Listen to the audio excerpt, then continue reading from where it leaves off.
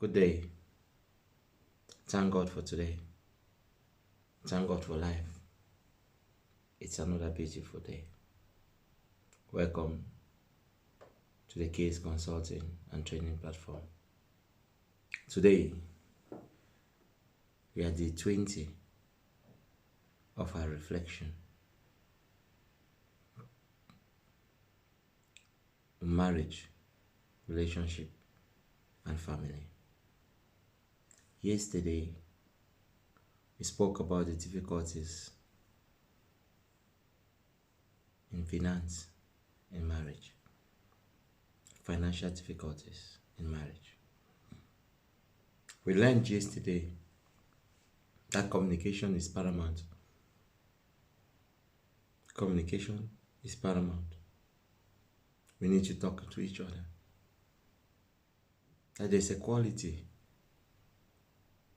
and that we should stand by each other. But again, the question I ask myself is this, and that I want us to ponder about, is why do you think we have financial difficulties in marriage? What do you think is the reason? Have you looked at yourself? Why is it that at one point in time, your partner will start to conceal his or her financial dealings? Why? Is it that in some relationships, the woman wants to keep her own money and you want to keep yours? When you have gotten married and you are one, why is that so? Now, I've been thinking about it, and I came to realize one thing. Most marriages, or people that have that mindset in their marriage, they have different reasons. They did not marry for the right reason. And they know that that is not their permanent base. So, they are planning ahead of time. But you see, if you are not planning ahead of time, you know that this is my wife or this is my husband. You have to deal with that person for the rest of your life. And finance is the integral part of the relationship. What will you do? At that point in time, you give everything. You talk, you compromise. You do everything together because you know this is my place. But you see, when we doubt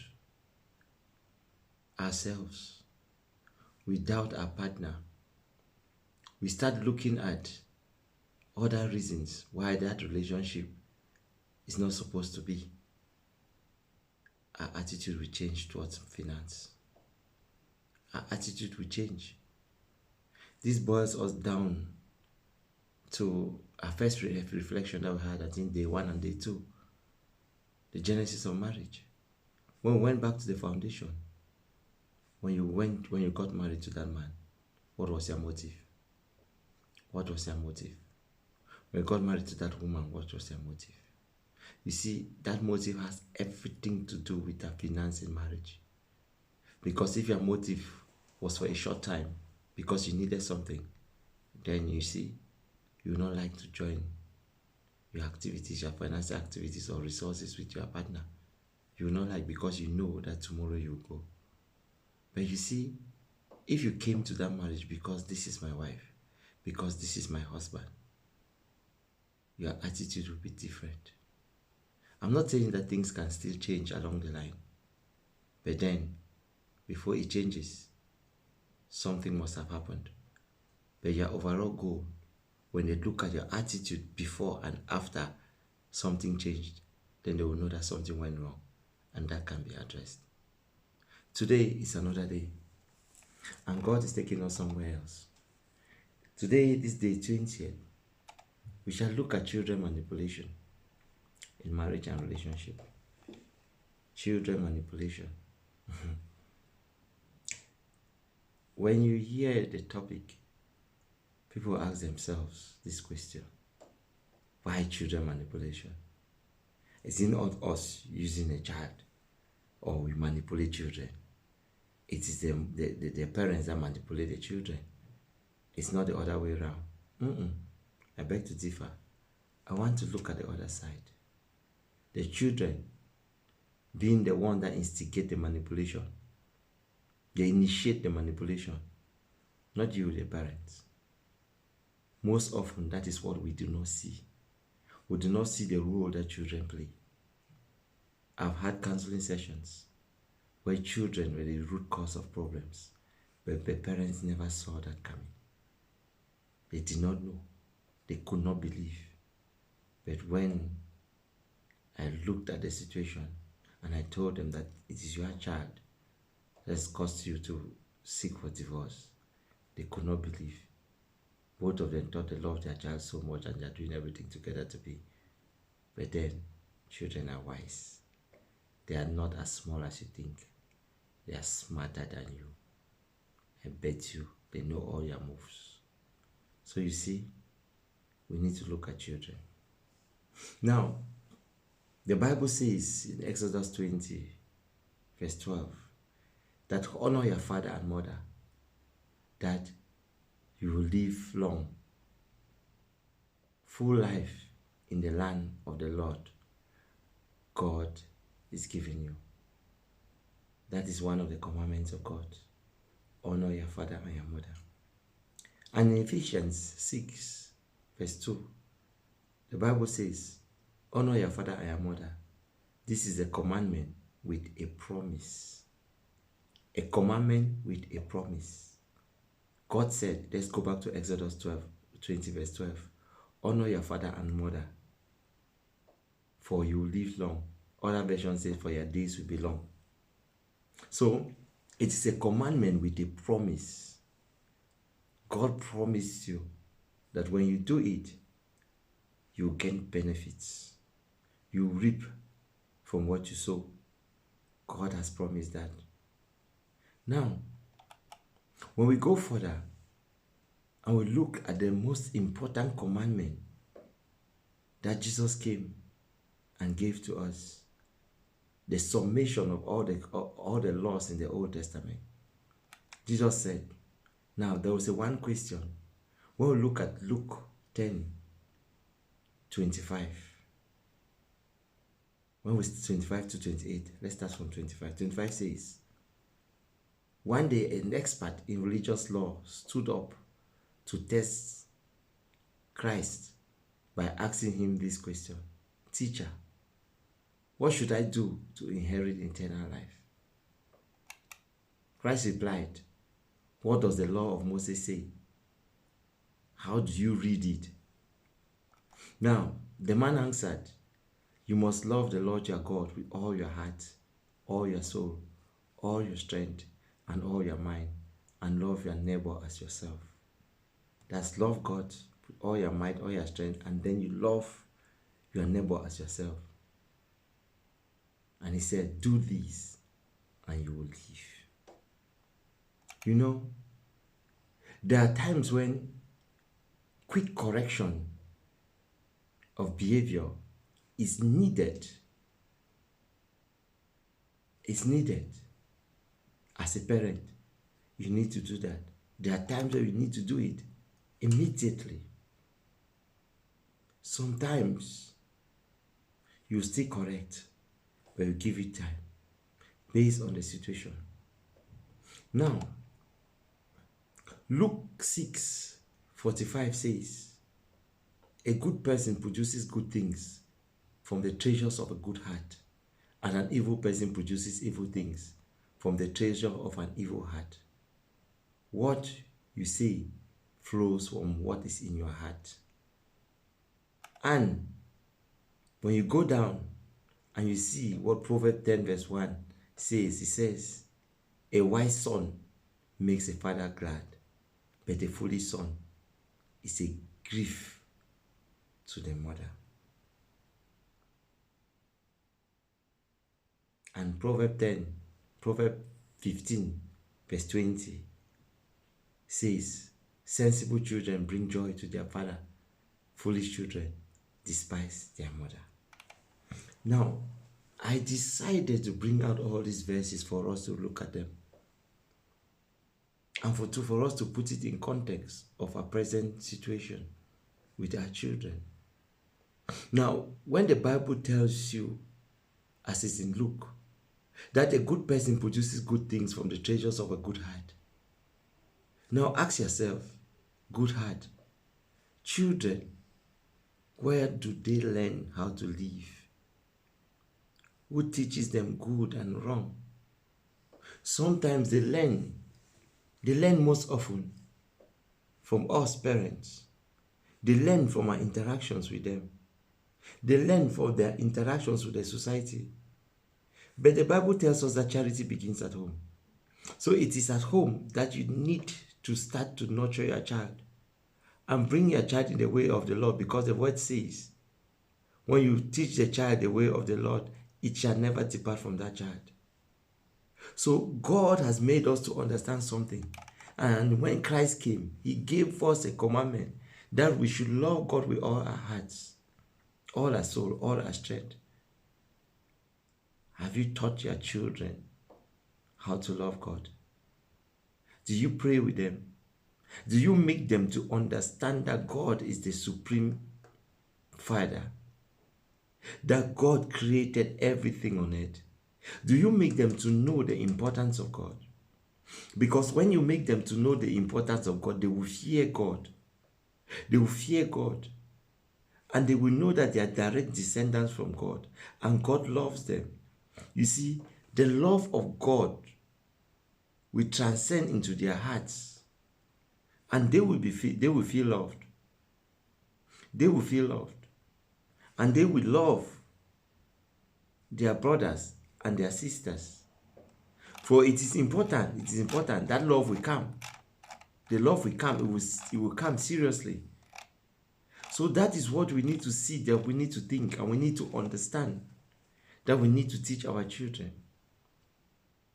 But you see, in course of teaching our children,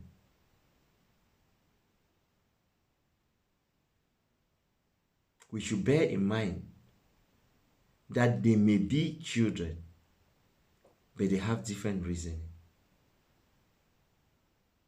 They are very sensitive, and they are good psychologists. Don't feel that this child that you see, child is a child. No. Even a little one from the age of 2, 1 even, they know what they do. If a baby cries, you carry her, she will stop.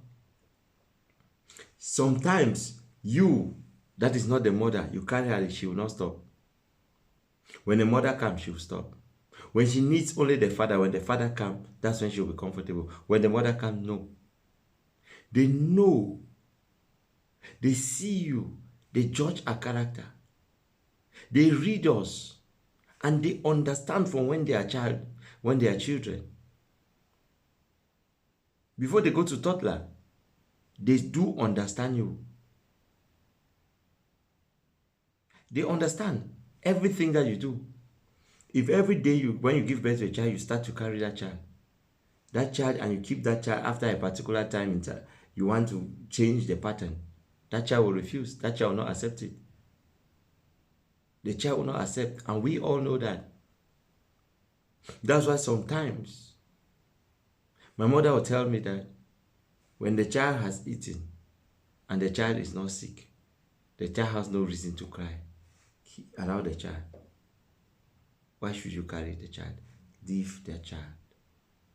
That if you continue to carry that child, then she understands that you're supposed to carry her. And that's the end of the story. She will control you. Most of us have ended up to be that way. Children control us. They exploit situations. At home, the child knows the boundaries of the father and knows the boundaries of the mother. They know it. Don't look at them as children. They know it. If they want something and I know that the father don't want this thing, what they will do is when the father is at home, they will never demand for it. As soon as the father leaves, they'll go and meet their mother and say, okay, if it is ice cream, for instance, they say, Mama, I want to eat ice cream. They know the mother at that point is their weaker link. The mother will give them the ice cream. They did not ask it when the father was around because they knew that the father would say no. So, They look at the weaker side. They exploit the situation. Many children have made parents to quarrel every single day, bring problems within the house. But you see, they sit as innocent as they are. Sometimes they tell lies. Sometimes they leave you and they go and meet their mother, and daddy say I should come and take bread.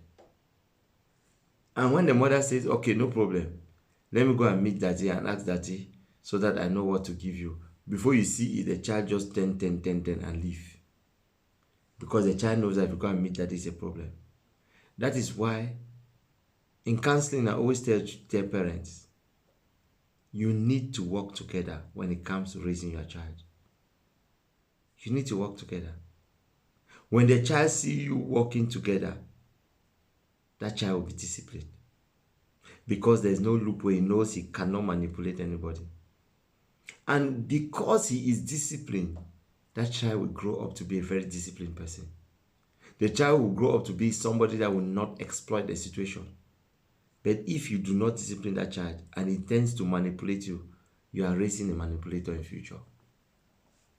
I bet you, what you sow, that is what you will reap. You are raising a manipulator already in future. Sometimes, because we feel that we love our children, we cover them. We cover them. We do not expose them. Yes, it's not good to expose them to the outside world.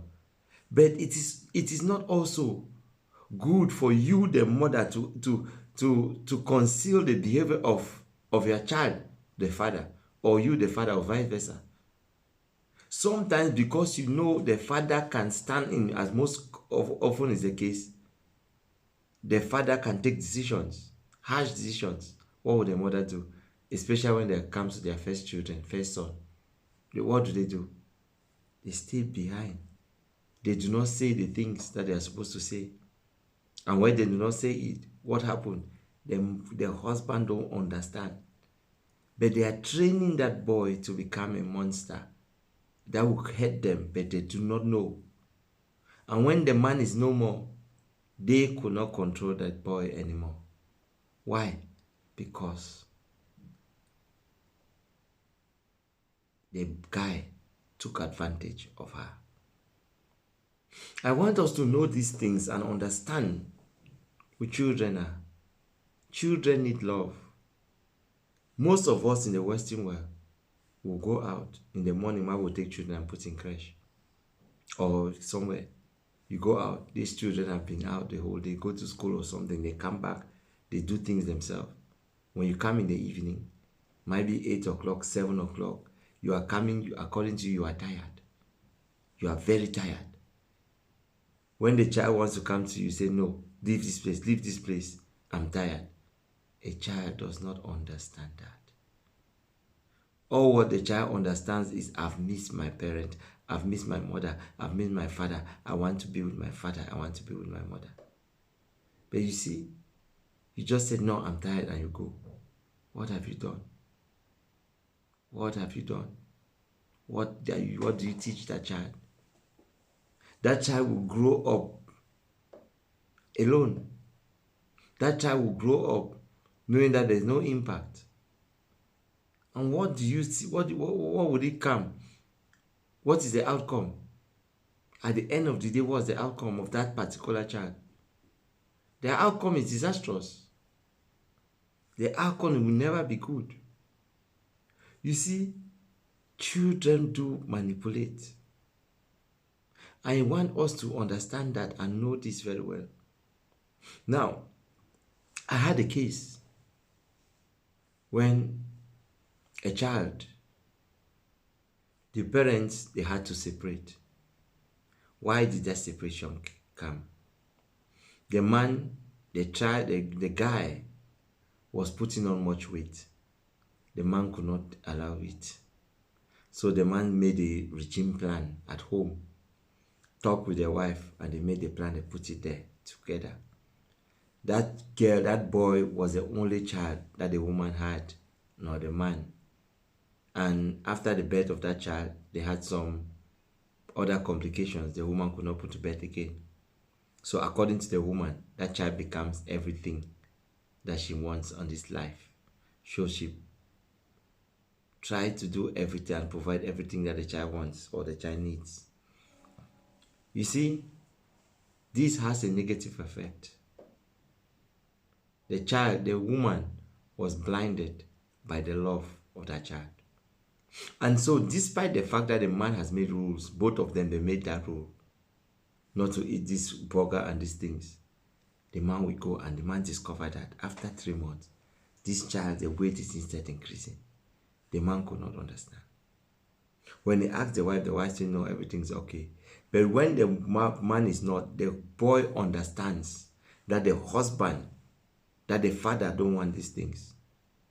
So he will wait when the father has gone to work. He go and meet the mother, that he will not eat all what he wants the burger. What will the mother do? This is my child. My child is chatting that he will not eat. The next minute, she goes to the market and goes to the burger place, buy burger and bring. And before the man comes back, they have already consumed everything. Now, something happened one day. The man went to work and was sick and came back home early. And when he was coming back home, he saw them on top of the table. The child had fridges and burger eating. And he was furious. He got annoyed and shouted and scolded at the woman. At one point in time, the woman said, it's only bread. It's only, how can it's food? How can I refuse food from a child? She did not understand anything that the husband was saying. That is how they started to exchange words. It all started by exchanging of words. The man could not take it anymore. The man could not take it anymore. Words were venom. The man had to go and look for another home. Allow the home for her. Now she has lost the husband. The man was not thinking to come back. Not anytime soon. So it is when somebody that was close to them, a friend that was close to them, came and informed me, and the woman came and called and met me. And when I spoke, I said, okay, do you love your man? She said, yes, I love him so much. I went and met the man. Do you love your wife? I said, of course I do. I tried to see, but these people are they are genuinely in love. Then what is the problem? Why is it? What is this happening? When I asked the man that what happened, the man just said they had a fight. The woman scolded at him and what not. The woman is a nagging woman. She abused him and everything. That day, that is the only thing the man remembered. That's the only thing the man remembered. The woman too, in another form, it was the only thing the man remembered. That the man was shouting. He said he's the man, he has to take decisions, but he's not like that. He's not supposed to be like that. You see, it was hard. It was hard. So because of that, old things started popping up. The man started recounting stories that the woman has disrespected him. Everything came out between them, lack of respect. The woman also remembered because the man got annoyed and left home at that time. The woman also said, you left home because you had a place to go. Maybe you had a side chick somewhere to see. You see, it changed everything from that child. So the child never became a bone of contention anymore. Now, because of that, they separated. And they've been saying separately for 5 years. So, but every reason when they go to therapy, it was nagging. When I was contacted and I spoke to the woman, I spoke to the man, I discovered that there was real love there. Then I said, what happened? I need the immediate thing that happened before you left that day.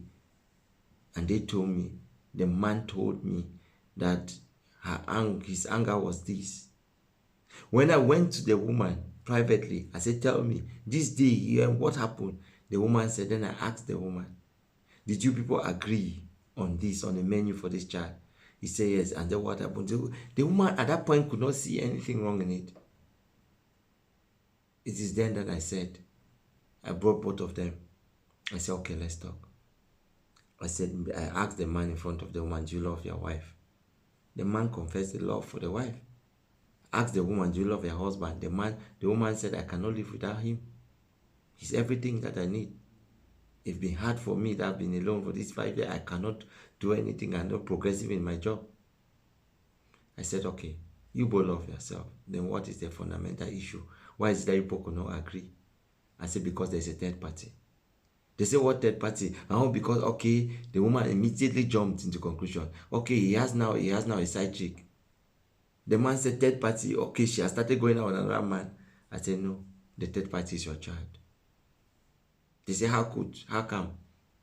I said, they are bone of contention. Can we go back there? Why did you decide to put this rule?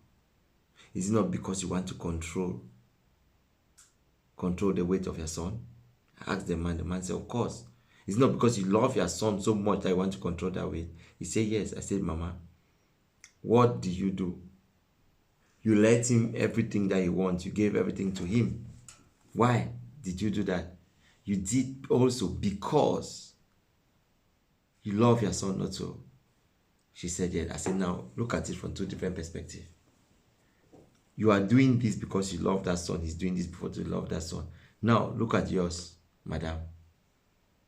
All these things that she eats does not contribute to the weight of her child. She looked at it and said, yes. So when your husband came in with this, was it for the good of that child or not? She said, for that child. I said, but I do not. I said, no, don't say but. Let's listen. I want you to reason gradually. The woman discovered that, A, this is just manipulation. I said, if you had refused, what do you think that child will do? Nothing. The child will eat what you prepare. The child will do your bidding. But it's because you gave that child an option. And he knows that he can manipulate you. That's exactly what he did. Now, didn't you tell me that that same child is giving you problem that she wants to see the father? Every minute, now he is accusing you that you made the father to leave the house. The person that you are protecting is accusing you now. So you see, there's a third party, and it's that child. But you people, this child is smart. The child comes to you only when they know their father is not. So he's smart. But now you have to talk together. When the child comes and meets you and asks something, you say, oh, have you asked your father? When it comes to the father, have you asked your mother? And you see what happens. I said, you should go and try. The man decided to go back home. The man left and went back home. You see, they understood that child. And after this, the next session that we had, in 2 months, everything has changed. Everything has changed. Even the weight of the child started going down. Because they worked together. But the problem that they separated for how many years? 5 years? Who was the cause? The child. But they could not believe. Many of us have had issues like that. Many of us have had similar things, similar issues. But we do not see it that it is this child. Some child, they tell lies. Lies. They'll come and say one thing to the mother, and when they come, the father comes, they say another. That is why we need to be with them, teach them the way of the Lord. That's what the Bible has told us. They should know God. They should know right from wrong. And you have to do it with example. Because children, they learn from what they see, not what you say. If you say something and when they learn from also you match what you say with your action, just know that you've defeated them. It's as simple as that. Children, they are gifts. But you see, you need to nurture them. The Bible tells us that we spare the rod and spoil the child. God knew why he made that statement. Because he knew that children will always take advantage of somebody. They will always take advantage of you, their parents. They will always do. But that depends on you, the mother, or you, the father. We must look at things that particular direction. Because at the end of the day, the boy or the child needs the father and the child needs the mother. That is why when it comes with You parents, tomorrow, because you have your own personal issues and you separate, you involve the child in it. You are not supposed to involve the child in it. It's your personal relationship. The child's father is the child's father. The child's mother is the child's mother. There's nothing you can do about it. You cannot deprive a child from the mother nor from the father. All what you are doing, you are just wasting your time. Because at the end of the day, you train that child, you bring up that child.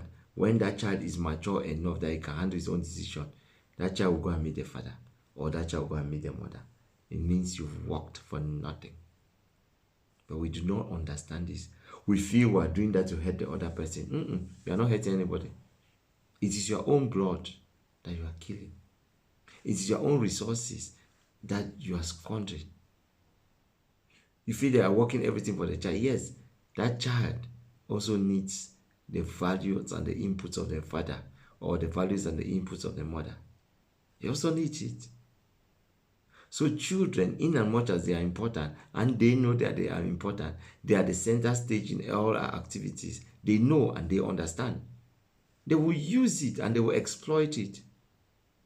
Please, children are not the children that you know. Children are smart. Don't underestimate them. Don't you ever underestimate them. Treat them as adults. When they do something, talk to them as adults. The point is, don't just shout. Yes, you can flare or you can shout, but let me tell you something. After that shout, you must make sure you go back there and say, okay, my daughter, sit. Do you know why I hit you? Do you know why I was so angry and I was shouting at you? Your daughter will say, no, this is what you did. Was it right? They themselves will tell her it is not. Okay, my daughter, I know I love you. Don't do this again. That is how you talk to a child. That is how you talk to a child. They will respect you. But when they know that every day you just come and shout, they come and shout and go, come and shout and go, it becomes a norm. So it means nothing to them. So you should not be predictable when it comes to raising up your children. And there must be cooperation between you and your spouse. Please, there must be cooperation, and I repeat, between you and your spouse.